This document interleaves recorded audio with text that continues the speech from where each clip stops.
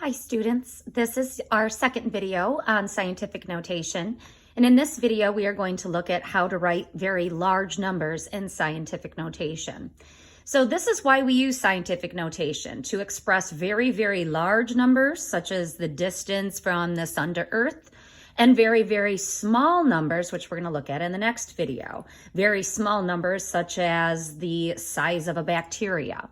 Okay, so that we're going to start off looking at large numbers, and I'm just continuing right on from my notes from the first video because this all goes right together, and we've already looked at how to write some large numbers in scientific notation.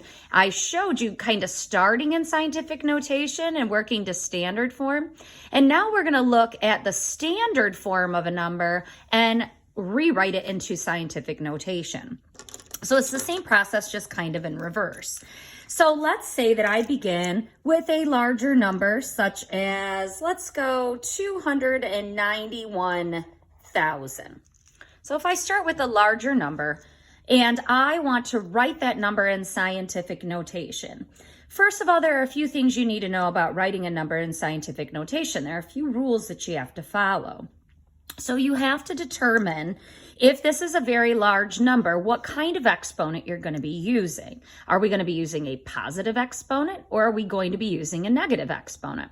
So as we looked at in the first video, a positive exponent, as we saw, means that we are multiplying our power of 10 that many times. Okay, we're multiplying that base of 10, by itself, however many times the exponent tells us. That's going to give us a large number, which is what we have. Smaller numbers, as we saw here, are going to take a negative exponent, because what that really means is that we're dividing by 10. And so that's where we get those really small numbers. And again, we're going to look at that in the next video. So I've determined here that I have got a large number. So when I write a number in scientific notation and it's a large number, I'm going to have a positive exponent, okay, because this is a large number. One other thing that you need to know is that when you're writing a number in scientific notation, you always have to move the decimal to get a number between 1 and 9. Okay, so I'm going to jot that down for you. That is really important for you to remember. So you're going to move the decimal until you get a number between 1 and 9. Okay, so move the decimal, until you get a number between 1 and 9. Okay. So basically, you only have one digit to the left of that decimal point is essentially what we're moving to. And then we always multiply that by a power of 10. Okay, so we are working in the base 10 system here. That's what we reviewed in that first video. Okay, so it's going to work like this. If I'm looking at this very large number here, think about where the decimal point is in a large number. And to review with you, if you have a very large number, the decimal point is going to be all the way to the right.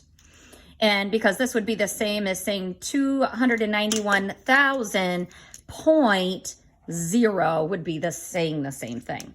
So you have to identify that decimal point. All right, so I need to move the decimal until I get a number between 1 and 10.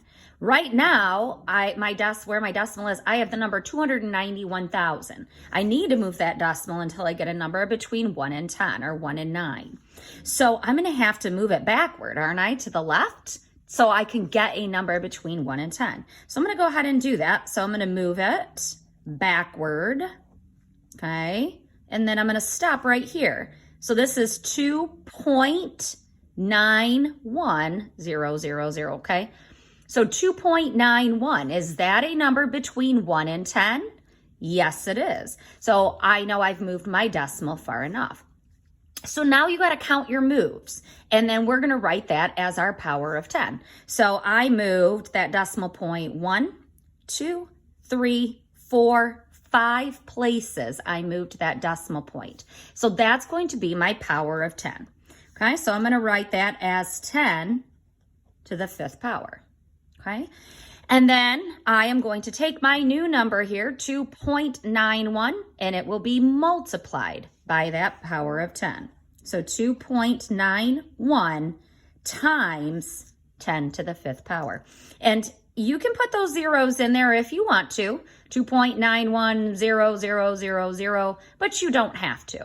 Okay, 2.91 times 10 to the 5th power is sufficient.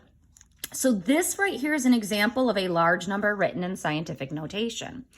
And so you might be saying to yourself, well, yesterday we looked at moving a decimal point to the left and creating this very, very small number. And that was true. But think about now, if I were to take and write this number back in standard form, okay, what I would be creating is a very large number. Because again, I'm multiplying by 10 to the 5th power. I'm multiplying this by 10 5 times. So what that would do is move that decimal to the right 5 times, and it would put me right back at my original starting number. Okay, so when I'm writing in scientific notation, okay, I'm trying to get back to that starting place. And so you can always check yourself when you've written that number in scientific notation. If I were to multiply this back out, you should get what you started with, okay? So let's try another example. What if I give you, let's say, the number 6,500, and I asked you to write that in scientific notation. Again, identify where your decimal is located. So in a whole number, a large number, the decimal point is all the way to the right. Okay, so I need to move that decimal point until I get a number between 1 and 10, or between 1 and 9. Okay, so I'm going to do that. Right now I have 6,500. That is not a number between 1 and 9. So I need to move it to the left. So I'm going to go 1, 2, 3 places to the left will get me to the number 6.5. Is that a number between 1 and 9? Yes, 6.5 would come between 1 and 9, or between 1 and 10. So I know that I have moved it sufficiently. Count how many places you've moved. That's your power of 10. I moved it 1, 2, 3 places to get there. So 3 is going to be my power of 10. So I'm going to have 10 to the 3rd power. And I will be multiplying that by 6.5.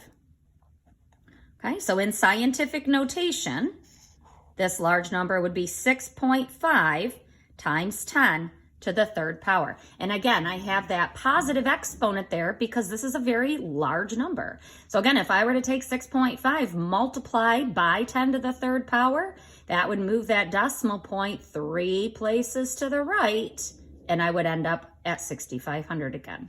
Okay, so those two should match each other. So this is how you write very large numbers in scientific notation.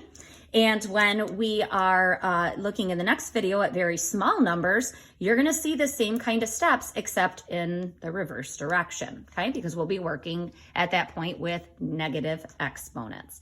All right, guys, I hope you find this helpful. As always, email if you have questions. See you in the next video.